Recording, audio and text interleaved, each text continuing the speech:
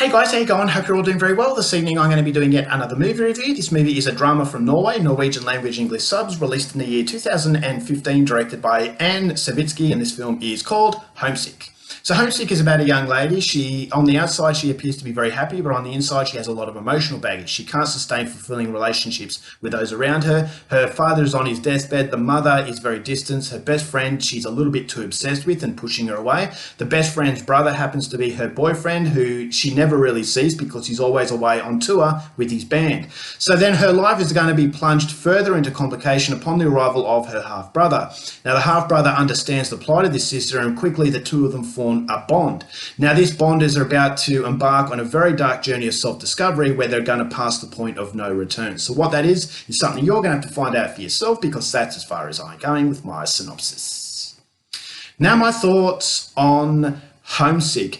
I have to say that this is an extreme film and it's extremely challenging. And so if you are easily offended, this is a film that is not for you. This is a movie that does depict the taboo subject of incest, and it's used in a way that you're not going to forget. And so if you're not into this sort of stuff, this is a movie that I would say do not check out, which is the initial reason why I didn't want to check this movie out, is because I thought as though this would fall under the trap that a lot of extreme films do, in that it's enticing the viewer to watch it based on the fact that it is very notorious and it's making as much noise as possible to get the attention, but when you finally sit down and watch it, you realize it doesn't really have anything else going for it. So they're very hollow experiences. And so without the extreme content, they would just be forgettable. And so it's a really cheap trick and a very juvenile trick. And it's a trick that I thought Anne Savitsky would use. And so coming into it with very limited expectations, because I finally thought, all right, well, this is a Norwegian movie. I love Scandinavian films. Hopefully this is going to be better than I thought it would be.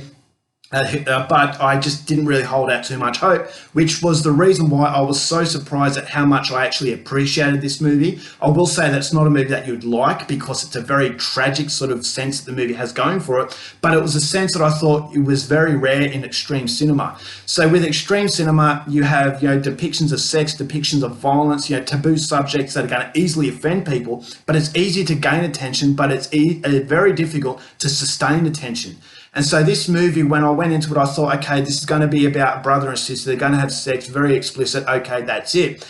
But I thought as though this is a film that actually used it in a very smart way, where it wasn't so much about, brother and sister having sex. It was more a case of symbolization of the sense of desperation that this main character was going through. This main character, very sweet, very, very likable. So you get the emotional sort of investment that a lot of extreme movies out there don't even bother with. And so that investment, I thought, made it even more disturbing, made it even more tragic. And I thought as though the sympathy that I had for this character was intense from start to finish, is that she's going through these moments of, she believes is love, but it's not love. She's trying to compensate for something that is missing in her life, and what is missing is that sense of purpose, that sense of security. And so there are scenes in this film that I thought were really depressing, because she says things that I thought she was trying to find, but she's finding it in all the wrong ways. And so the sex scenes I thought were very disturbing, but it was emulating what she was going through and the desperate situation that she was facing. So this is a film about desperation and human behavior, and the fact that she's gone down a road where she can't turn back, and that things are never going to be the same again. And so the tragedy, it's this woman's life is falling apart at the seams. And so it's an extreme film that I actually thought used the extremity in a way that gave you more investment into this character. And so that's the reason why I was so surprised by this movie, that it steers clear of the exploitation. It's not glorifying anything. Nothing about this movie is arousing. It's very, very disturbing, but it's used in a way that, as I said, builds this character from where you first meet her to up until the very end. And so the acting performances I thought were phenomenal. Ina Marie Villman, who plays the main character, I'd never heard of her before, but I'm going to be definitely checking out the stuff from her in the future, because her character was so gentle, so loving.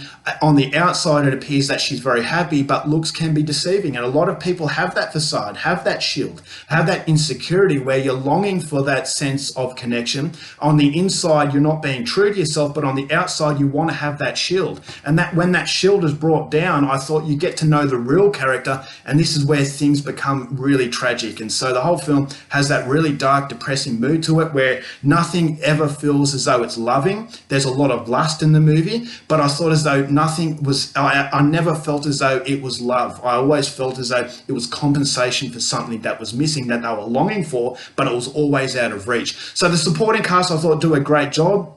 I thought the brother, the half-brother, was actually a character that I connected with the least. And I never really thought it, I never really understood what his motive was, which made him a very interesting character that played very well off the main character. I always felt as though the main character was being manipulated because of that sense of desperation. If you're that desperate, you are going to be manipulated by people who actually play off that. But I'm never quite sure whether or not the brother was playing off that, or in fact he had that missing sense in his life. And so the fact that that character was very ambiguous, I actually thought made it very interesting and thought-provoking. And so the whole film had that sense of extremity, but it was extremity with a very strong purpose. And I just thought as though the way that this character evolves was fascinating up until the very end. So the script, I thought it just allowed these actors to portray very interesting characters in a world that was just incredibly uncomfortable. So it takes on a very taboo subject in a way that was very mature and helped evolve these characters. And so it's a very psychological film, but at the same time very explicit film in the sex scenes, but shows that sex scenes are not always loving.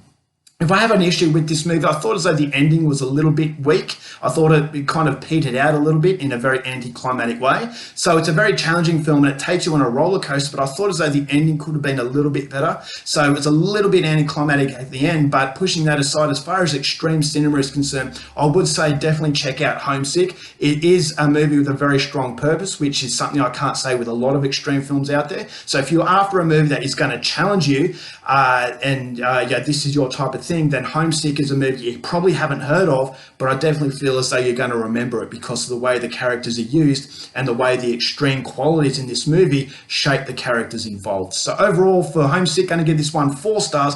I was really surprised. Go out there and see it. All right, guys, this is it for my review. Hope you enjoyed it. Till next time, keep watching movies, and I'll see you later. Bye.